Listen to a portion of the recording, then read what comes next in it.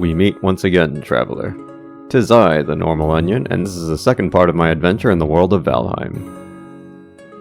Back at the fort, our hero is working on a peculiar-looking construct. With the addition of the Mistlands update, the trader sells eggs after beating Yagluth for the low price of 1,500 gold coins each. These can hatch into chickens when put near a source of heat like a bonfire, hearth, or campfire after some amount of time.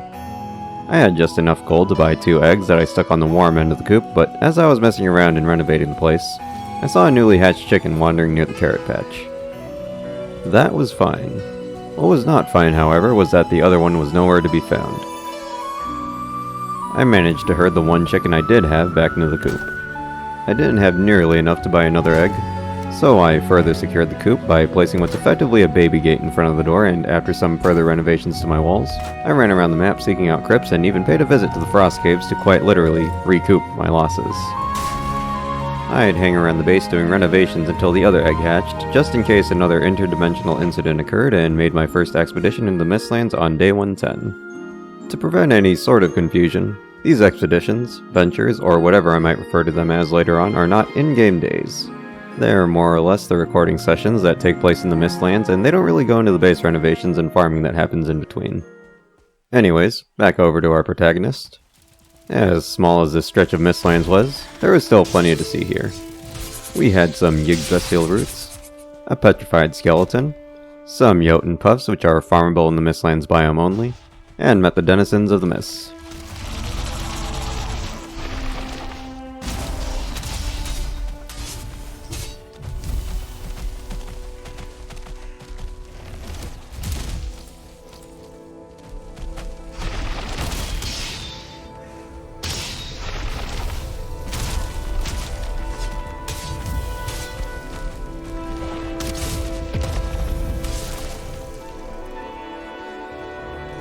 We even caught a glimpse of a Gjall before I angered the usually friendly Dwergar somehow.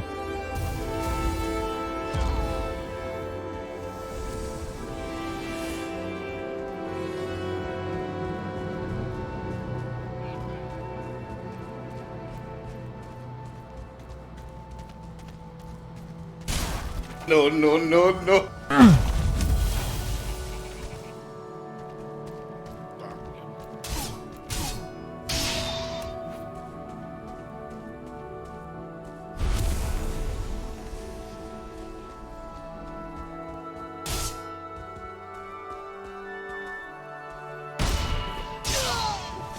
For my second expedition, I took the Lady Lumbridge just south of the Mistlands training area and came across an inhabited Dwergar tower.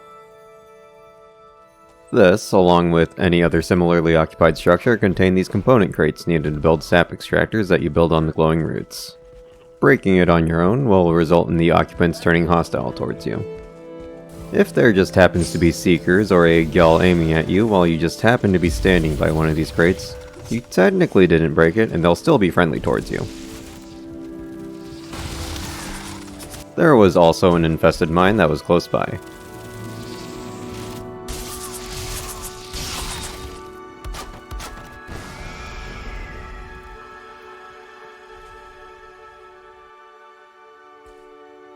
What we're looking for here are black cores and sealbreaker fragments.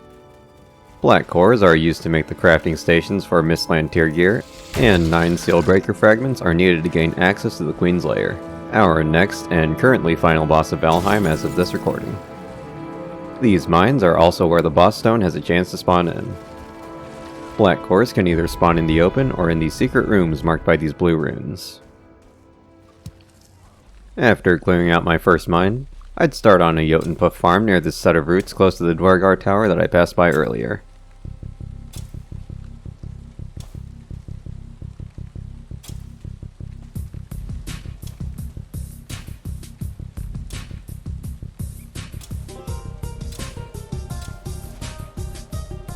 Alrighty then.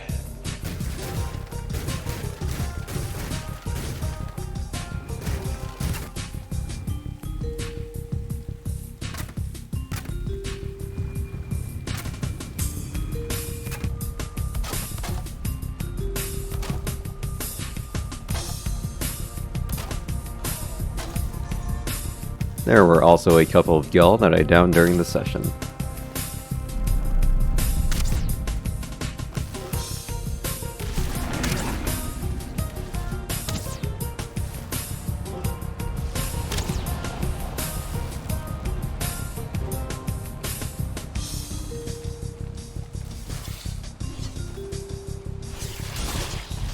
Between making myself more food, working on my base, and wisp farming while exploring the Mistlands, my first Jotun Puff harvest was ready. I also may have angered the Dwergar by taking their extractor for demonstration purposes, and to see just how far they are willing to chase me. Also, I completely forgot that the extractor needs 5 metal bars to build, so I sailed back home to nab some of those and concluded expedition number 2.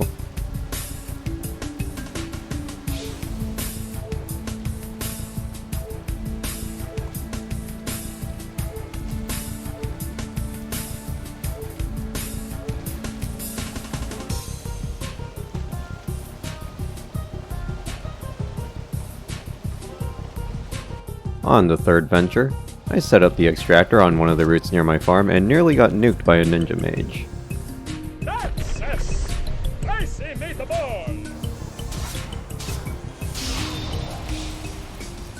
Aside from that though, I didn't find anything else that was super interesting.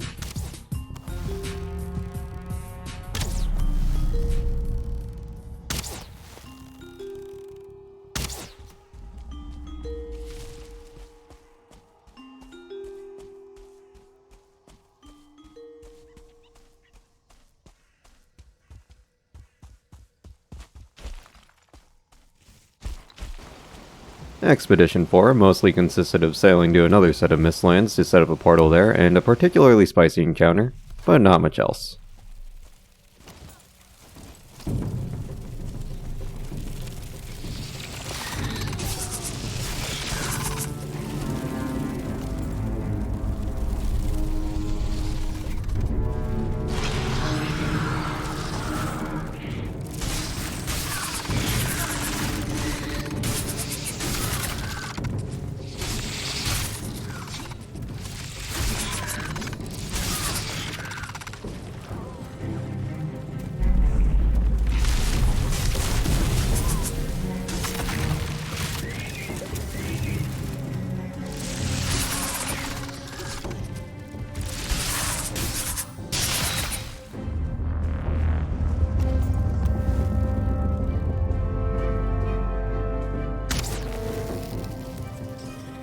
Expedition 5 rolls around, and it was around this point that I started mining out the giant petrified skulls for the perfectly preserved brain matter within them, as well as black marble, which I honestly should have started doing sooner. There was also a moment of jolly cooperation when I found a rogue fighting a seeker soldier, which is one of my favorite things about the Mistlands. Just little moments of environmental storytelling of this biome. Sadly, the rogue died to a forbidden hot air balloon shortly after, and a 2-star mage showed up to take his place.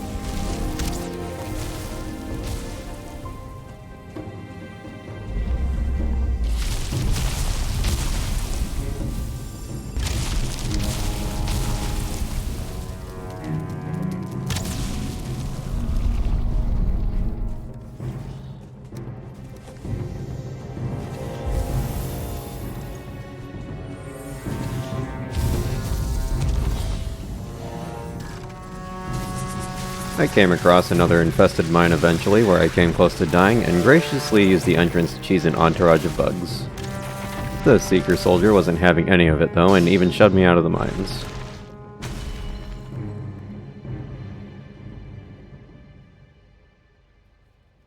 Pretty standard dungeoneering otherwise, with another secret room and a couple more black cores acquired.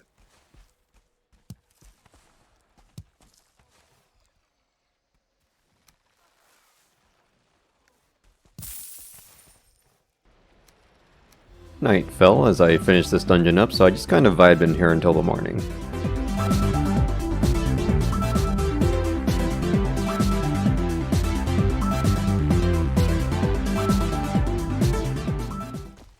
The following day, I went back to the Mistlands just south of where I fought Yagluth and excavated the petrified skeleton for black marble.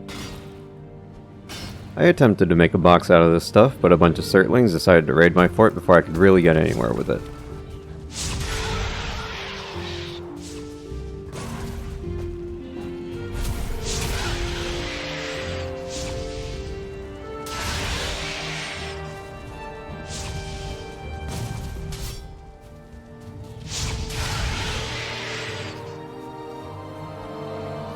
Anyways, the reason I'm building a box out of black marble is for the Aether Refinery. The refinery itself, along with the Aether it produces, shoots out little magic bolts that can damage regular wood and stone structures.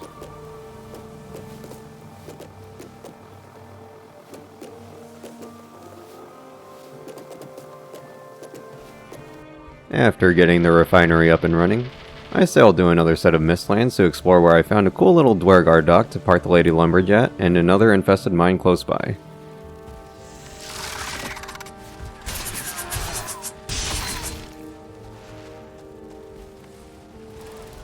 Just a few more black cores and a close call to add to the collection and not much else.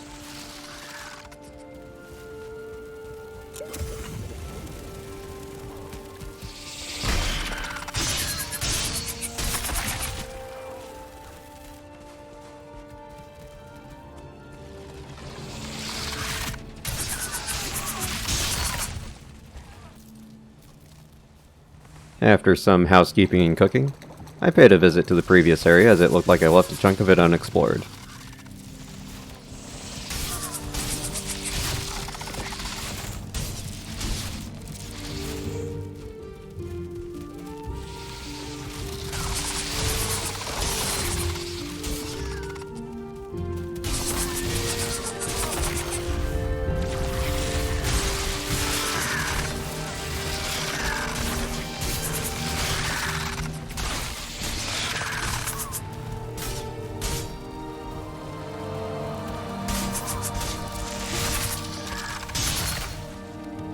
This backtracking would pay off, however, as it gave me enough black cores to make the Galder table.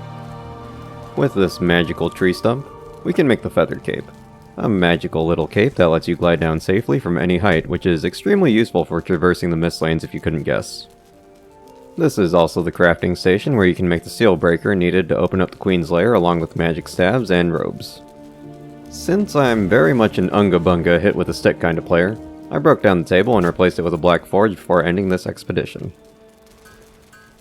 My sixth venture into the mist would bring me back to the landmass that I found the Dwergar dock at. This time I'd arm myself with an arbalest from the black forge for those pesky angry tick balloons.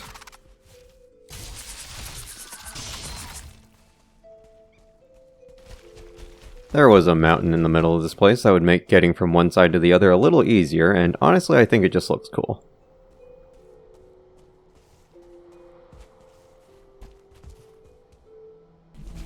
Oh look, a test subject for my new Pew Pew.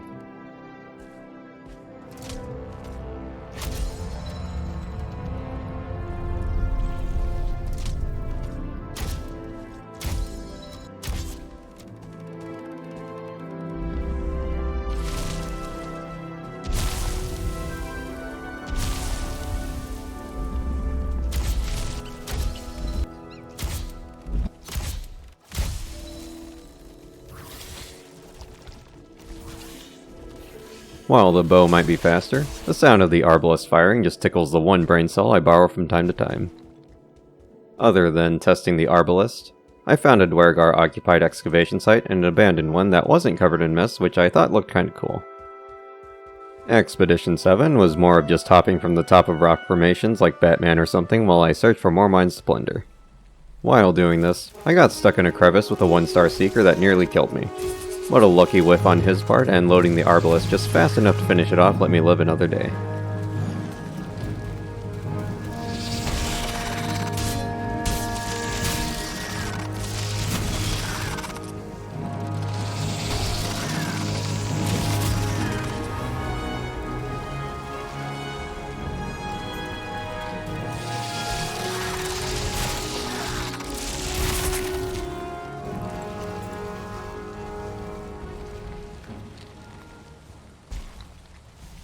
I went back to that excavation site to try and get the bugs in Dwergar to have diplomatic discussions while I just so happened to stand by the extractor crate, but that didn't work out as well as I would have hoped.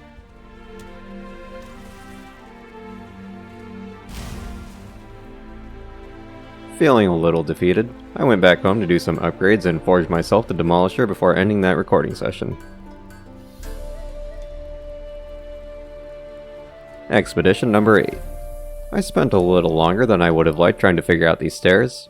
And from atop the rocks, I'd spot the familiar pale blue glow through the mist and the usual infested mine welcoming party.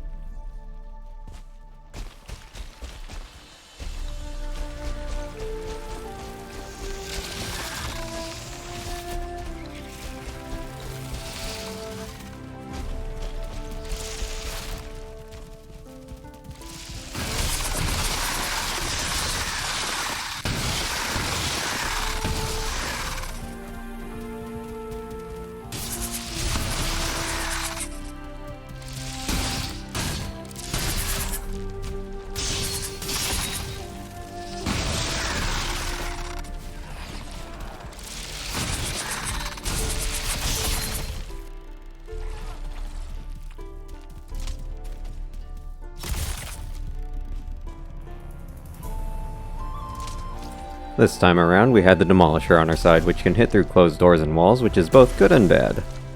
Good in that you can hit through closed gates, walls, and even floors. Bad in that you run the risk of letting the creepy crawlies run amok because you might have broken a wooden or vine barrier that was keeping you safe without you knowing. So demolish with discretion.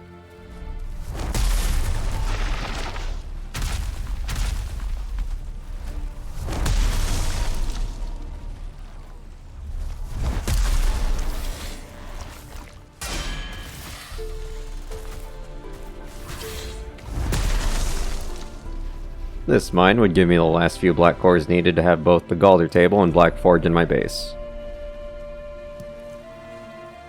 Another mine that I found a little later contained the boss locator stone as well as the last sealbreaker fragment I needed to make the key to the Queen's lair. With a new target made clear, I did a little more skull mining and had one hell of a farewell party when I thought I could make a slick getaway with the extractor the Dwergardok had. I figured since a majority of them were treading water and one of them was stuck in a rock, I'd be able to get away on the boat. Almost immediately, the one stuck in the rock hit me off the platform into the water along with doing a huge chunk of damage. I thought I'd be dead for sure after the rogue got his footing and shot me further into the water, but he also ended up pushing me to land and I could start fighting back.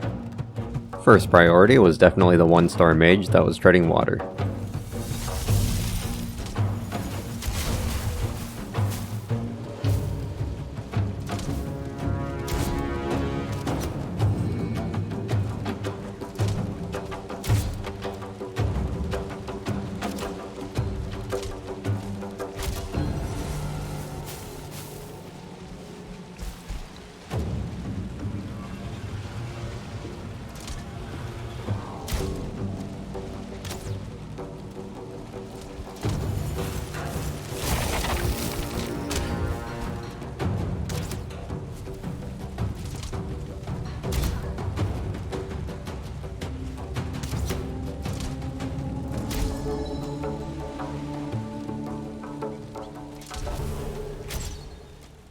The rest of the group followed soon after, and I'd sail back to the Jotun Puff and Sap Farm.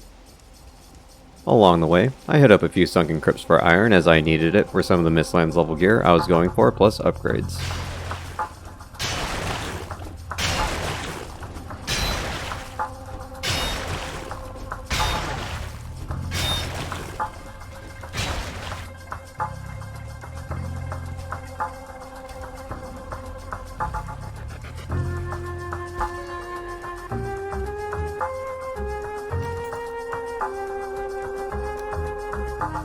With a second sap extractor set up, it was time to sail to the Queen. It started out calmly enough, but then a storm rolled in, eventually bringing a sea serpent with it.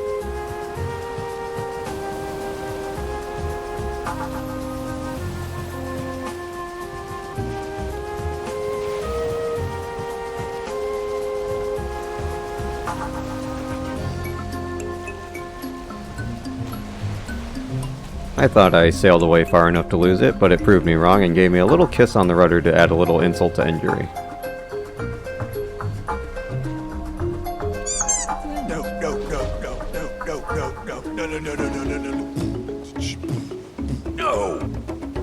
After losing it for real this time, the wind started to blow north as if the voyage was meant to be, and the game even spawned two leviathans next to each other as I sailed towards my objective.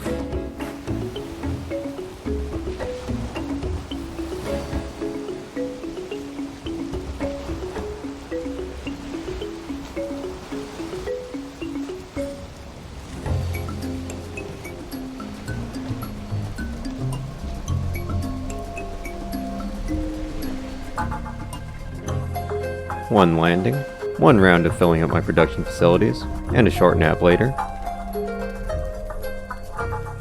I made my way to the entrance of the Queen's Arena where I set up the portal and popped open the door.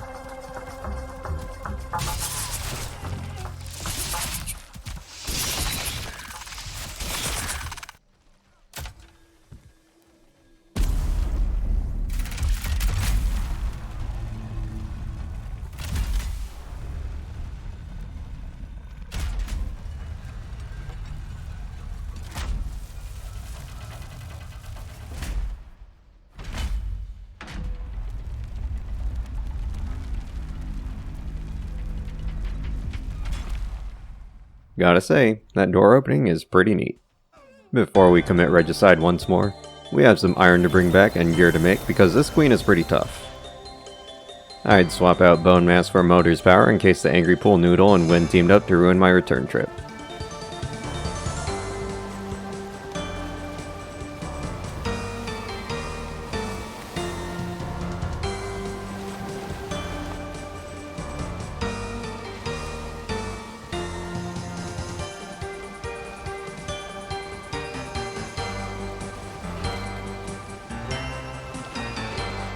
Hello there.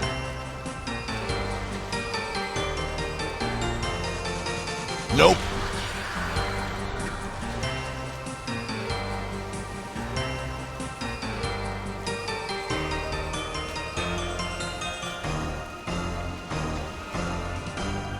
The time has come once again to put production facilities in full swing.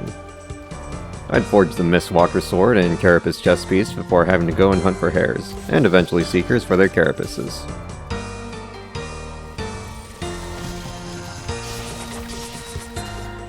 As my collection grew, and gear became better, the hunters became the hunted, as I fell one insect after another and demolished their wretched hives.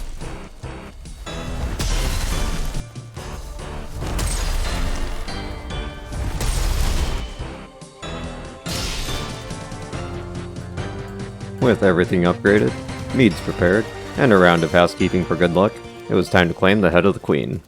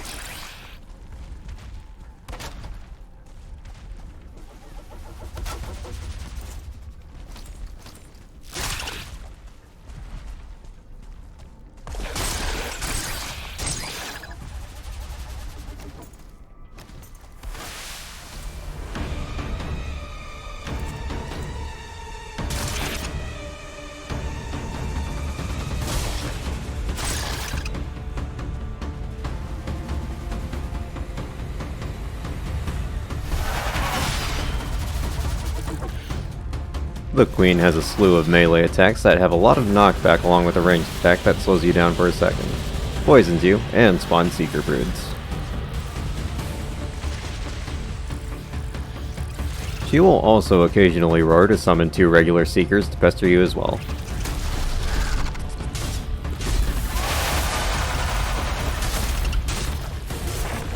Her most dangerous attack in my opinion is the bite, which has a wind-up animation similar to a ranged attack since it applies a 16-second poison effect on top of doing a ton of damage.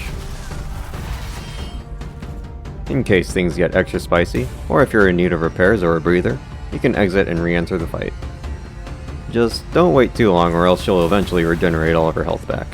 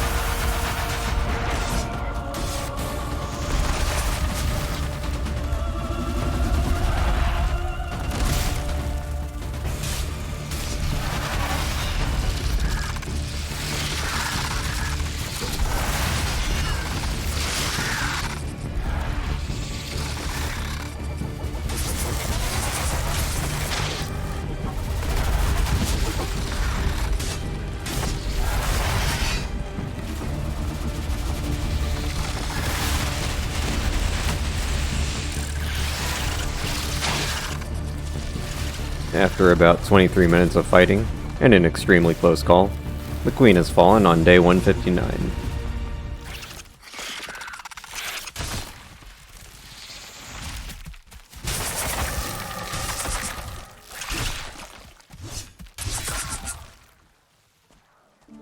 I placed her trophy on the sacrificial stone, which gives you faster mining and mana regeneration, and I took my placeholder items back home to finally sit down and have a nice meal.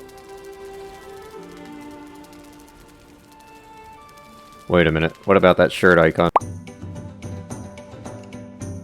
If you've made it to this part of the video, you know what's coming. As always, much love, thank you for the support, and I will see you in the next one. This is a normal onion, and I hope you have a wonderful day.